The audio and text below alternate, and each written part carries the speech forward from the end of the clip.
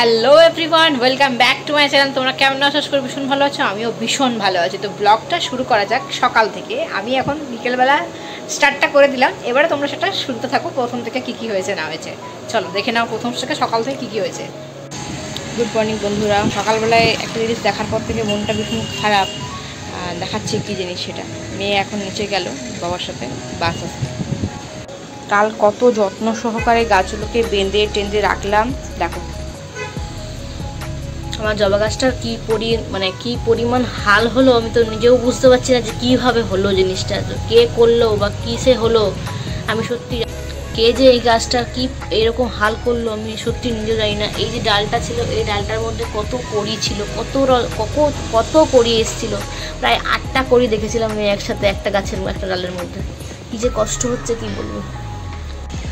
এবার অগত্যা আমাকে ওগুলোকে ওই বেলকনিতে নিয়ে যেতেই হবে, কারণ এই বেলকনির হাওয়ার দাপট ওরা নিতে পারছে না, যেটা আমার মনে হচ্ছে আর কি। তো এখানে তো কোনো লোক ওঠা সম্ভব না সকাল 7টার মধ্যে। তো নিশ্চয়ই প্রবলেমটা হচ্ছে হাওয়াতে।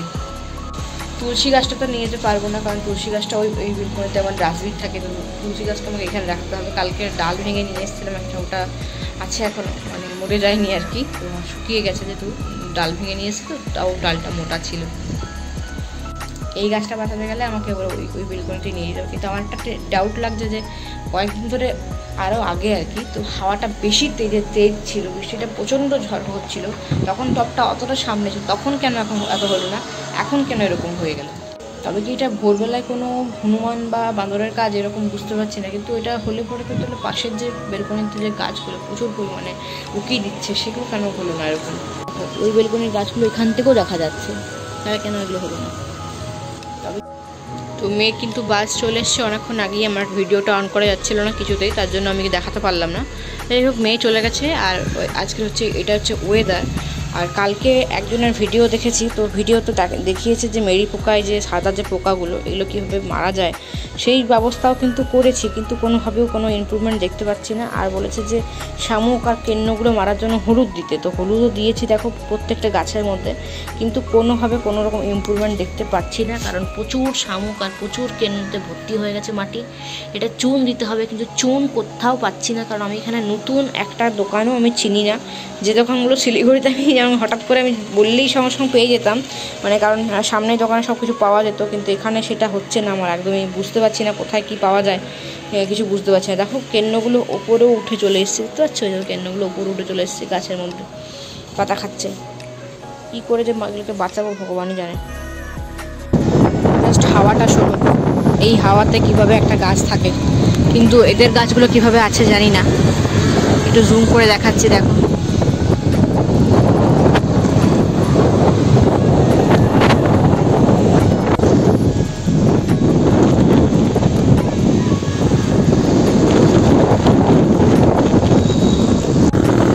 রীতিমতো বসতে বাধ্য হলাম, হাওয়াতে উঠেই চলে যাবে আমার রাস্তায়।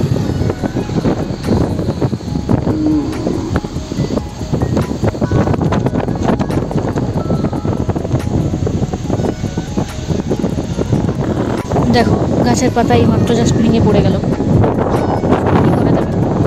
তো হাওয়ার দাপট নিতেই পারছে না গাছটা।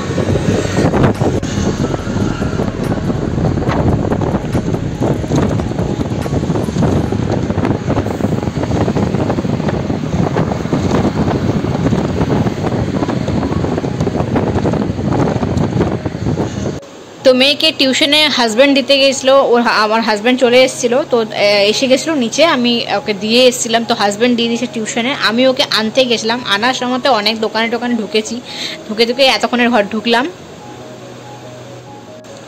এখন বাজে 7টা, জাস্ট একটু আগে ঘর ঢুকেছি। ও একটু টুকটাক কিছু খাওয়া দাওয়া করলো,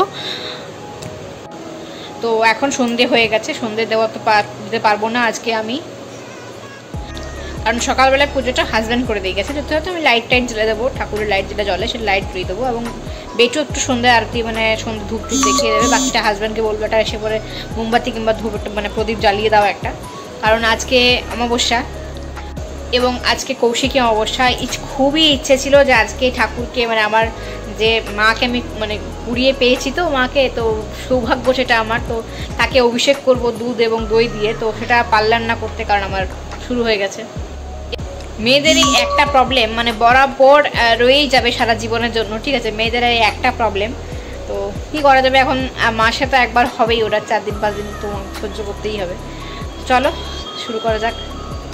তো দেখো মোটামুটি সন্ধে কিন্তু হয়ে এখনও আসেনি, সন্ধে এখনও হয়নি, মোটামুটি 7:30 পৌনে 8টার দিকে সন্ধে এখন হবে। তো বাইরের ওয়েদার দেখো, দেখাই বাইরের ওয়েদারটা ব্যাক ক্যামেরাতে। জাস্ট কিছুক্ষণ আগে বৃষ্টি হচ্ছিল, আবার এখন বৃষ্টি থেমেও গেছে। আজকের ওয়েদারটা কিন্তু ফাটাফাটি, একদম দারুণ লাগছে। মেঘটা এত সুন্দর লাগছে দেখতে, একদম ইউ একটা হয়ে আছে দারুণ লাগছে। যখন তখন বৃষ্টি কিন্তু নামলো বলে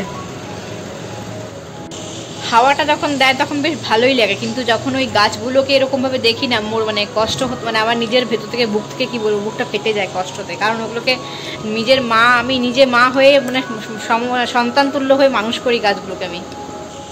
এখন মেয়ের সাথে একটু খেলতে হবে, মানে মেয়ে এখন আমাকে অঙ্ক দিচ্ছে, অঙ্কগুলো আমাকে করতে হবে, ঠিক আছে? সেই একটু খেলাখেলি করি, তারপরে তোমার সাথে ফিরে আসছি। তো ব্লগটা এডিট করা হয়নি, ব্লগটা এডিট করিনি, ব্লগটা এডিট করে পোস্ট করে দিই, ওটা আধা ঘন্টার মতো পোস্ট হয়ে যাবে, তখন মেয়ের সাথে একটু খেলে নিই আমি। চলো। মেয়ের সঙ্গে খেলতে খেলতে মনে পড়লো যে আমার কিন্তু কাপড় ভেজানো আছে, মানে মেয়ে যে স্কুলের ড্রেসগুলো পরে গেছিলো সেইগুলো কিন্তু ভেজানো আছে, সেগুলো কাচবো, কেচে মেলতে হবে শুকোনোর জন্য। আর দুদিন তো সময় লাগে, কারণ শুক্রবার দিনে ভেজানো থাকলে শনিবার দিন রোববার দিনের মধ্যে শুকিয়ে যায় সুন্দরভাবে। তো হঠাৎ করে হাজব্যান্ড তখন ঢুকে বললো আমার ফোনটার প্রবলেম হচ্ছে প্রচণ্ড পরিমাণে, চলো একটা ফোন কিনে আনছি এখনই। তো আমি বললাম ঠিক আছে, জামা কাপড়টা সঙ্গে সঙ্গে চেঞ্জ করলাম, কারণ ভিজেছিলাম। মেয়েকে তো জামা প্যান্ট পরানোই ছিল, কারণ ও তো টিউশন থেকে জাস্ট এসে পরে কিছু চেঞ্জ করে। তো যাই হোক, এসে সঙ্গে সঙ্গে আমরা ফোন দেখতে চালু করে দিয়েছিলাম। তো ফোন কিন্তু পছন্দ হয়ে গেছে, কিন্তু এই ব্ল্যাকটা ভীষণ পছন্দ হয়েছিল, কিন্তু ব্ল্যাকটা আলটিমেটলি পেলাম না। তো পেলাম হচ্ছে ওই ফোনটা পেলাম। তো ওটা দুটো ডেমো ছিল, তো ওই ফোনটা যেটা দেখতে পেলে একটু আগে গ্রিন কালারেরটা, ওটা পেলাম। তো ওইটাই কিন্তু আনবক্সিংয়ের পালা চলছে আর কি। তো কেনা হয়ে গেছে, আমাদের আনবক্সিং করা চলছে, সমস্ত ডিটেলস মানে করে নেব, বা পয়সা দেওয়া বিল টিল সমস্ত কিছু করে নিয়ে একদম মোবাইলটা যেন একদম ভালোভাবে চালু হয়ে যায় সেরকমভাবে করেই কিন্তু আমরা ওখান থেকে আসলাম আর কি। তো মোটামুটি আমাদের 10টা 15 বেজে গেছে আস্তে আস্তে। যাই হোক, এই ফোনটা কিন্তু নিলাম, যেটা দেখতে পাচ্ছ এখন। চলো বাকিটা বাড়িতে গিয়ে বলছি। তো দেখতেই পেলে একটু আগে ফোন কিনতে যাওয়া হয়েছিল, কারণ হাজব্যান্ড আসার পরেই হঠাৎ করে বললো যে ফোনটা আমার খুব প্রবলেম হচ্ছে, চলো একটা ফোন নিয়ে আসি। তো আমি তখন মেয়ের ড্রেসগুলো ভিজানো ছিল আর কি, স্কুলের ড্রেসগুলো, সেগুলোই কাটছিলাম। কাছতে আবার রেডি হয়ে আমি কিন্তু বেরিয়েছিলাম ফোন আনতে। ফোন কিনতে গিয়ে কিন্তু অনেকগুলো প্রাপ্তি হয়েছে, যেরকম হচ্ছে আমার একটা ব্লুটুথ হেডফোন আমাকে ফ্রি দিয়েছে, আর হচ্ছে মেয়ের জন্য একটা ব্যাগ এরকম একটা ফ্রি দিয়েছে। দেখি ব্যাগটা একটু দেখি, এই ব্যাগগুলো কিন্তু খুব সুন্দর, এই ব্যাগগুলো ভীষণ স্টাইলিশ। এই ব্যাগগুলো সত্যি খুবই সুন্দর দেখতে, এগুলো লকও আছে। এগুলো কিন্তু যখন বাইরে কোথাও মানুষজন যায় এরকম কোমরে কিন্তু লাগিয়ে এটা ইউজ করে, এটা কিন্তু খুব সুন্দর, এটা কিন্তু ভীষণ ভালো। আমার ব্যাগটা খুব পছন্দ হয়েছে, মেয়েকে গিফট দিয়েছে, তবে মেয়ে ইউজ করবে বড় হয়ে। এটা আমার, আমি ইউজ করবো, এটা আমার খুব পছন্দ হয়েছে ব্যাগটা।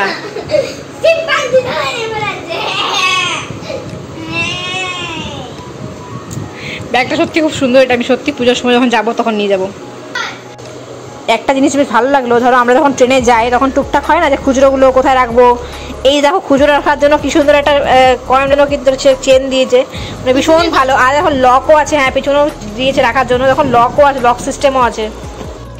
বললাম যে একটা হেডফোন পেয়েছি, তো এই সেই হেডফোন। তো হেডফোনটা ব্লুটুথ হেডফোন, আর খুব ভালো, আমার ভীষণ পছন্দ হয়েছে, এই জন্যই বললাম, কারণ এটা না ভেতরে ওই চুম্বকটা আছে আর কি, চুম্বক সিস্টেম আমার খুব ভালো লাগে। এই যে চুম্বক সিস্টেম দেখো, চুম্বক সিস্টেম বলতে দেখো এই যে চুম্বকের মতো ইয়ে হয়ে যাচ্ছে, আবার এখানে কিন্তু জয়েন হয়ে যাচ্ছে সঙ্গে সঙ্গে, ঠিক আছে? তো এইটাই চুম্বক সিস্টেম। আমি নতুন কিনেছি হেডফোন, কিন্তু এই ধরনেরটা খুঁজছিলাম বোটের, কিন্তু এটা পাইনি। যাই হোক, এটা গিফট হিসেবে পেলাম, ভালো লাগলো।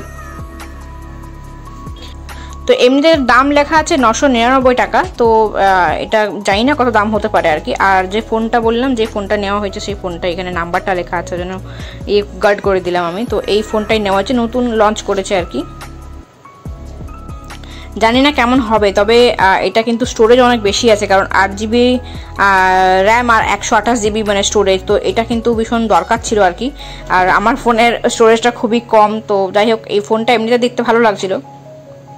কিন্তু যে কালারটা চেয়েছিলাম সেই কালারটা ফোনটার পেলাম না। ব্ল্যাকটা বেশ ভালো লেগেছিল, কিন্তু হোয়াইটটা বুঝতে পারলাম না। তবে নেওয়া হয়েছে যে গ্রিনটা, সেটা দেখতেই পেলে, তোমরা দেখিয়েছি আগেই। তো চলো ভিডিওটা এখানে এন্ড করে দিচ্ছি। ভালো লাগলে অবশ্যই লাইক করতে ভুলো না। দেখা হচ্ছে পরবর্তী ব্লগে। টাটা।